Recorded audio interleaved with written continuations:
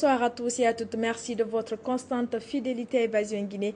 Le sommaire du journal. Il était annoncé pour le jeudi 24 mai. Elle était sur toutes les lèvres. La marche de l'ADP et du collectif est reportée à une date qui fera l'objet de communication. L'information émane du porte-parole de ces deux blocs politiques à travers une déclaration.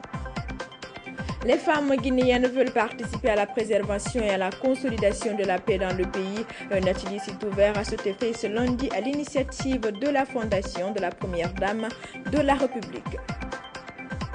Et puis un anniversaire pas comme les autres, le personnel des deux RTG tourne le dos aux festivités de réjouissance qui ont toujours caractérisé les fêtes anniversaires de ces médias d'État. Il est plutôt préoccupé par ses conditions de vie et de travail.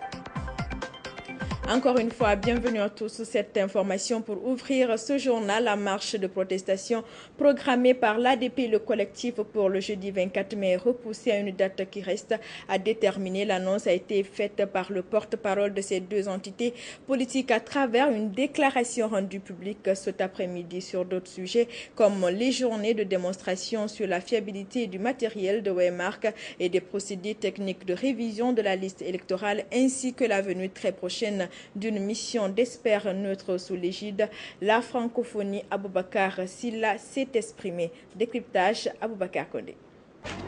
La marche de protestation du 24 mai était programmée sur l'autoroute Fidel Castro Rouge allant de Matoto à l'esplanade du Palais du Peuple, mais elle est reportée sine die. En l'absence du président de la République, dont la date de retour en Guinée reste inconnue à ce jour, l'opposition a décidé de reporter la marche à une date qui fera l'objet d'une communication ultérieure. Le porte-parole de ces deux blocs politiques a dans la même déclaration donné les objectifs de la marche qu'il projetait organiser ce 24 mai. L'objectif de cette manifestation est d'adresser un signal clair au chef de l'État pour l'amener à s'impliquer de façon plus objective dans la résolution de la crise politique actuelle. Récemment, la CENI a organisé au Palais du Peuple une opération de démonstration de la fiabilité du matériel Waymark et Sabari Technologies, opération à laquelle n'ont pris part l'ADP et le collectif. Nous n'avons pas participé à cette démonstration parce que pour nous c'est un non-événement.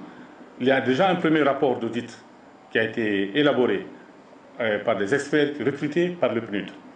Ce rapport aboutit à des conclusions qui rejoignent nos positions, nous de l'opposition, à savoir que le système Waymark et les kits Waymark ne bénéficient pas d'une certaine fiabilité et ne bénéficient pas d'une certaine performance qui permettent d'avoir une cadence d'enrôlement suffisante. Un communiqué de la présidence de la République avait demandé à la CENI de prolonger le gel sur la reprise de ces opérations et annoncer l'arrivée très prochaine d'une mission de la francophonie en Guinée. On va faire encore un autre audit. Pour quelle raison? Certainement parce que le premier audit a eu à des conclusions qui n'arrangent pas le pouvoir. On veut prendre cet audit, ce rapport d'audit, mettre dans les tiroirs et aller faire un autre audit. Donc tout ça, encore une fois, c'est des manœuvres dilatoires. Le simple fait que le président de la République demande à ce qu'il y ait un second audit, cela veut dire que le premier audit ne va pas dans le sens des souhaits exprimés par la CENI et par le pouvoir. Par ailleurs, l'ADP, le collectif, dans une invite, demande leurs militants et sympathisants à rester mobilisés pour la défense de ce qu'ils qualifient de libertés démocratiques en Guinée.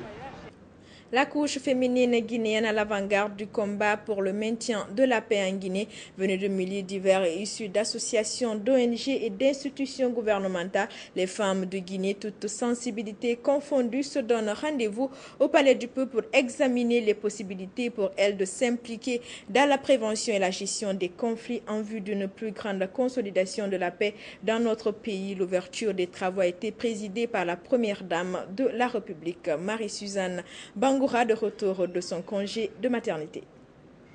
Initié par la Fondation Condé Djenekaba pour la promotion de la santé maternelle et infantile, FCDK Prosmi, cet atelier permettra aux femmes guinéennes de tout domaine d'échanger sur les questions de conflit, de pauvreté et les exclusions de toute nature dont souffre au quotidien le monde.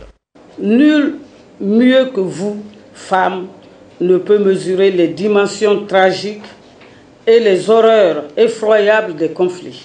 Vous avez donc raison, Madame la Première Dame de la République, de mobiliser les femmes en vue de leur implication active dans la prévention des conflits la consolidation de la paix et le renforcement de l'unité nationale. Dans la plupart des pays de la sous-région et en Guinée en particulier, la femme constitue la majeure partie de la population. La Guinéenne est engagée dans un vaste processus de développement social.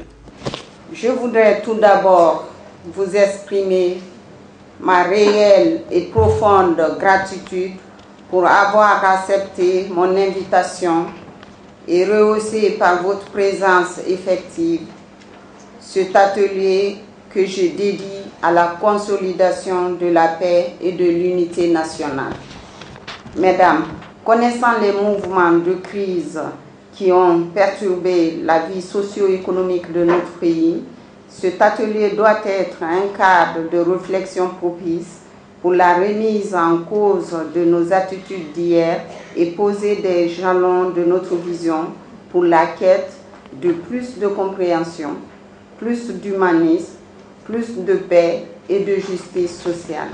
Le PNUD réitère sa détermination à accompagner le gouvernement et le peuple guinéen dans leur action en faveur du raffermissement d'un climat apaisé pour la finalisation de la transition. Durant ces 2 jours, vous allez identifier dans vos travaux les stratégies pouvant permettre aux femmes guinéennes de s'impliquer davantage dans la prévention des conflits et le raffermissement des liens sociaux et communautaires.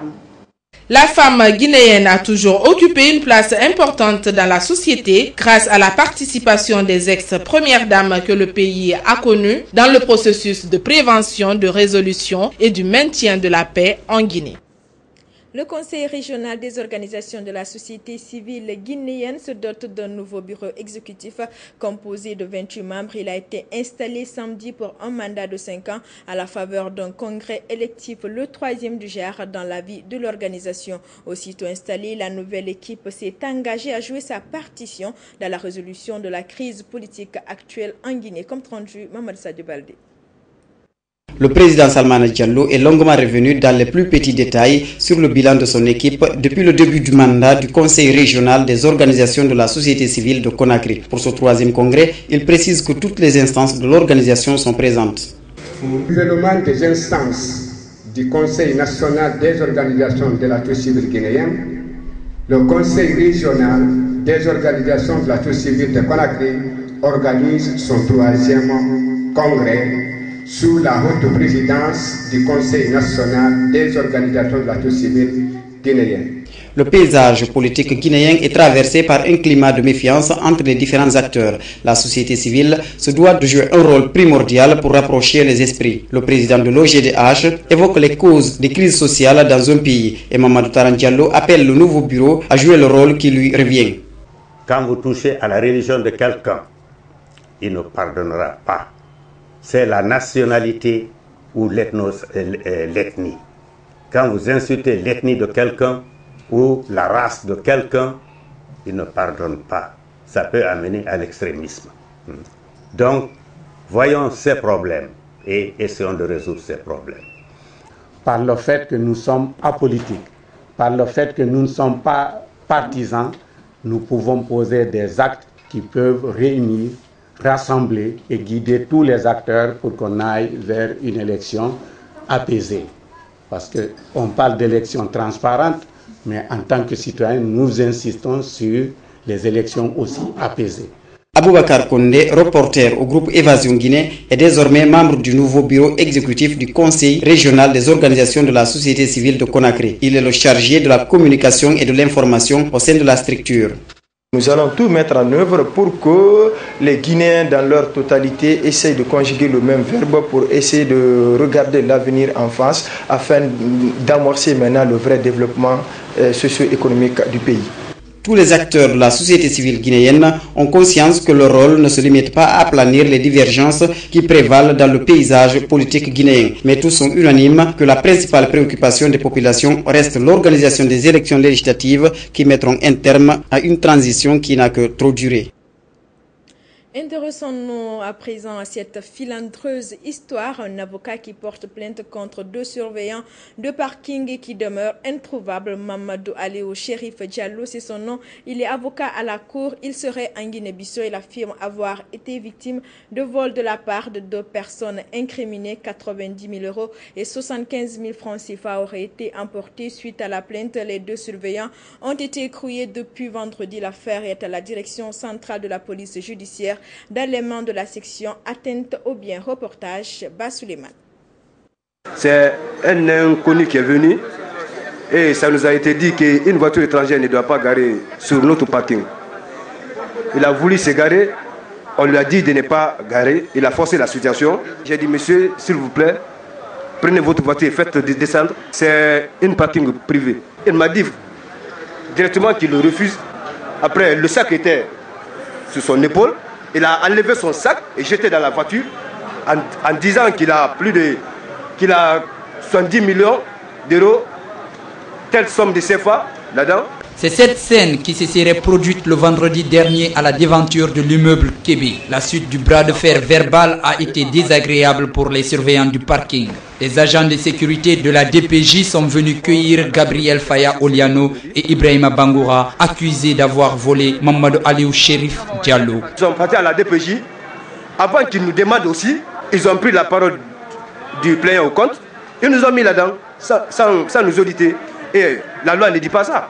La nuit du vendredi 18 à samedi 19 mai, les techniciens du parking ont créché au Niouf. Appelé pour venir tirer les choses au clair, le plaignant aurait dit qu'il se trouve à Mafréan dans sa plantation. De son côté, la société Contrôle Investigation de la Sécurité CIS, dont relèvent les accusés, déclare s'être rendu à la DPJ pour sortir ses employés de prison. Mais les chargés du dossier leur auraient demandé des pots de vin. Quand moi je suis venu, ils m'ont dit pour mettre le saut de M. Mansaré, l'inspecteur de la DPJ. Donc il m'a dit, bon, pour mettre les enfants à ma disposition jusqu'à le lundi, il me faut forcément payer 500 000 francs. Ah, mais pourquoi payer 500 000 francs? C'est Sera Kébé qui a engagé sa personnalité pour accorder une liberté provisoire à Gabriel Faya Oliano et son acolyte. Ce lundi encore, le plaignant ne se serait toujours pas présenté à la DPJ. Il serait en Guinée-Bissau. Mamadou Aliou Chérif Diallo serait un individu connu pour ses prises de bec. Les examens nationaux approchent et le département de l'enseignement préuniversitaire tient à réussir une organisation sans fausse note. Pour gagner ce pari, l'inspection régionale de l'éducation de la ville de Conakry réunit depuis ce lundi à l'ENAM les responsables des services régionaux et communaux de l'éducation de la ville de Conakry pour un atelier préparatoire de ces examens. A précisé que le coup d'envoi de ces examens sera donné le 7 juin prochain par l'entrée en 7e année. Ibrahima Souriari, Yansane.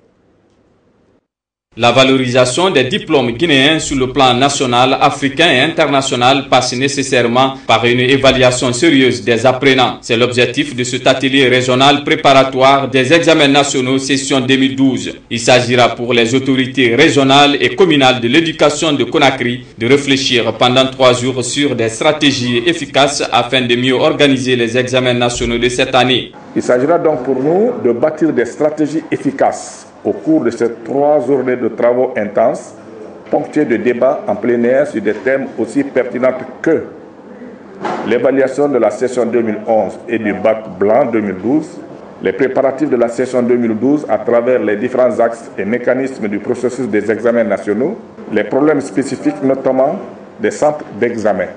Ils seront quelques 150 379 candidats à passer les examens d'entrée en 7e année, BEPC et bac unique session 2012 au compte de la région de Conakry, selon l'inspecteur régional de l'éducation. Comme l'année dernière, les épreuves se dérouleront sous le slogan Tolérance zéro. Ce slogan sera respecté mieux que l'année dernière. C'est pourquoi tous les cadres, comme je l'ai dit tantôt, sont réunis au niveau de Zérekori, de Farana, de Mamou, de Kindia et aujourd'hui au niveau de Conakry pour mettre sur la balance toutes les initiatives devant concourir à de meilleurs résultats pour que ce principe reste un principe de guide.